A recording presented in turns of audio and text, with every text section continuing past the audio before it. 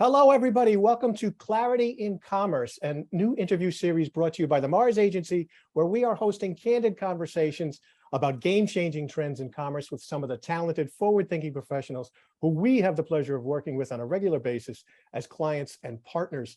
The goal is simple. It's to help you better understand how to navigate the increasingly complex world of connected commerce by giving you a chance to learn from some of these experienced and successful professionals.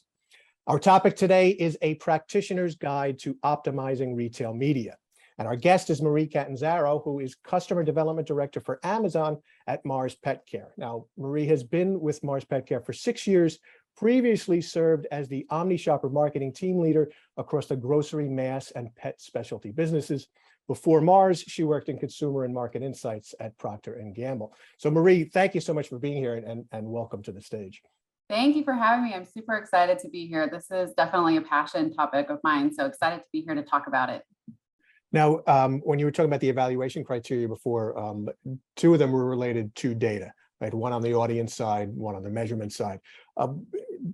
Does that suggest that data has become more important to the brand retailer relationship now? And while you're answering that, if you could tell us, what's the data relationship look like? How is it going these days?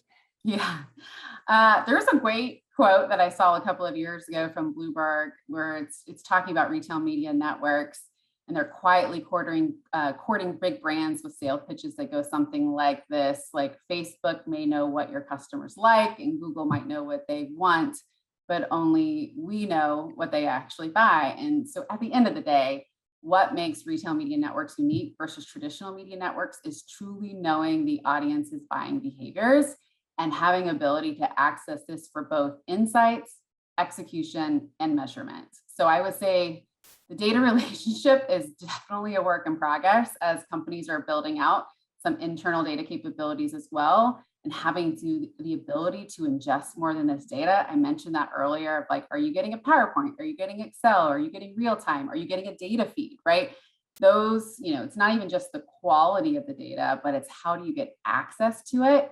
And the pressure is on for retail media networks to deliver it, because it's not about just who's winning the game on like front end capabilities, like new ad products, but also the back end delivery of data. And eventually this future of combining, manufacturers' 1P data for even more personalization opportunities.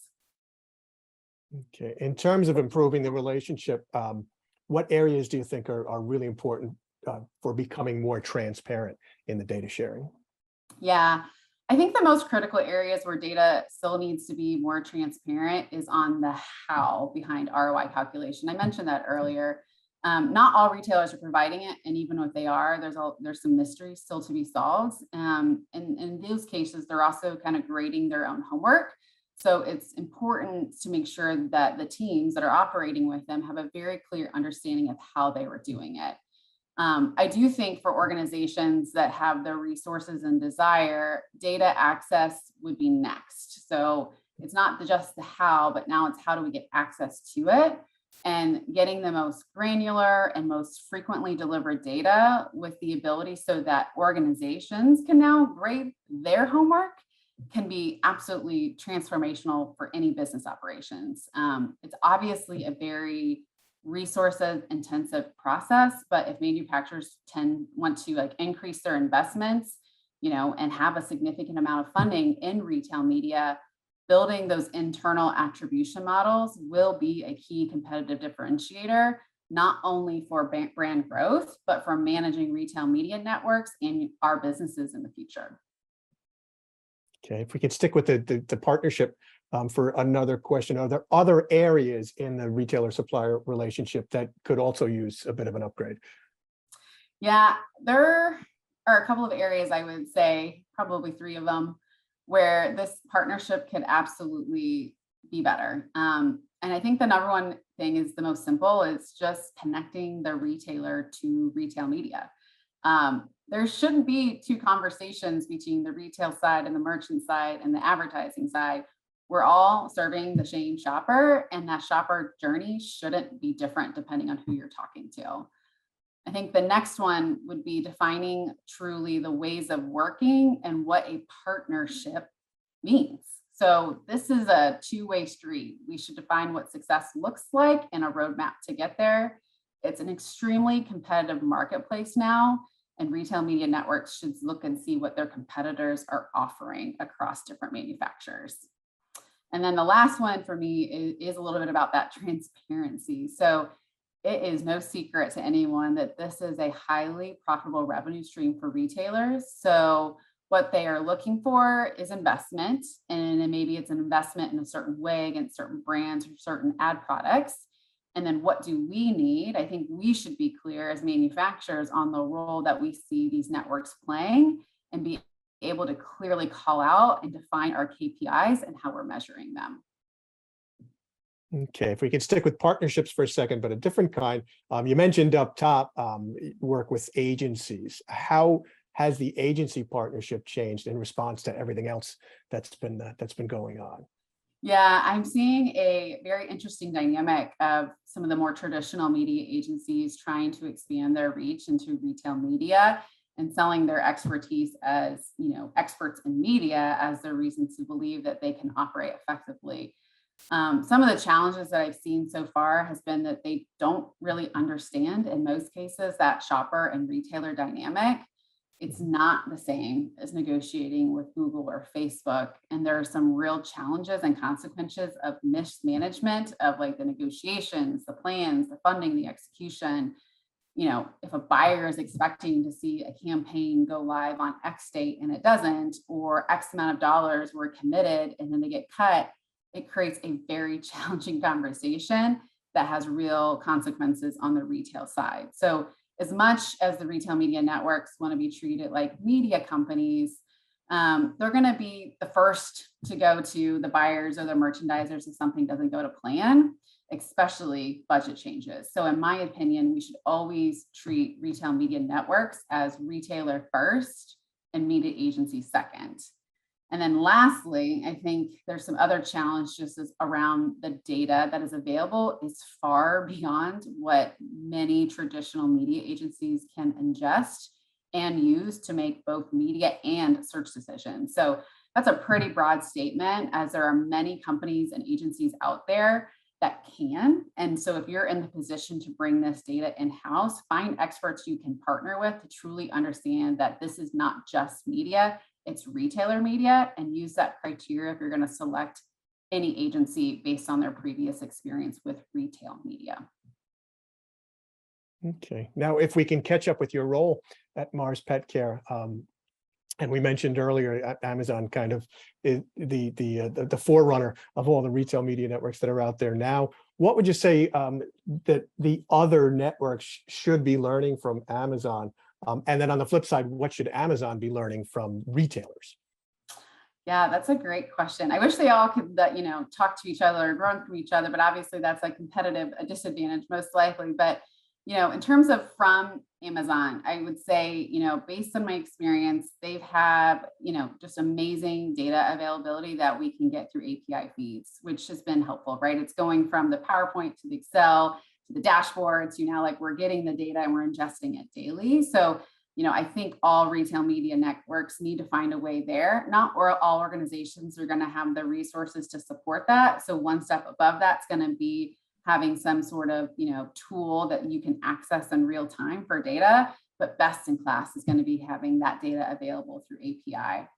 The ability to also understand the consumer journey through all touch points is really key. And Amazon has offered a new beta solution with Amazon Marketing Cloud, and they have some additional beta measurement capabilities for omnichannel impact. So continuously helping manufacturers understand the consumer journey and the different touch points, as well as being able to measure not only online, but offline sales impact is going to be key.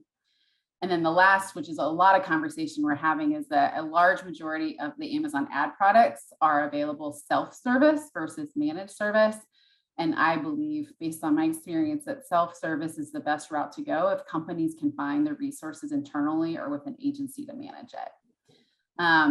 And then from other retailers, again, I think there's some retailers that are doing it better when it comes to connectivity between retail and retail media. I know I mentioned this a few times, but the goal would be to have one JVP plan and agreement, and be aligned on all objectives across all demand opportunities. And I think that Amazon Ads is learning and will continue to learn that, if something isn't going well on the retail side, it can and will impact how we invest in ads. And then lastly, I think Amazon does a great job with the amount of data that they offer, but there is some household data that's not currently available. So basics like household penetration, repeat, basket size, cross-purchasing. So there's opportunities in terms of how it gets calculated and the frequency of delivery there that other retail media networks offer. And then what do brands need to better understand about Amazon? That is a great one. So while I see Amazon, again, like I mentioned, retailer first, advertiser second, brands should definitely try to get a good understanding if their media and their search dollars deliver benefits outside of Amazon, meaning having offline sales impacted other customers.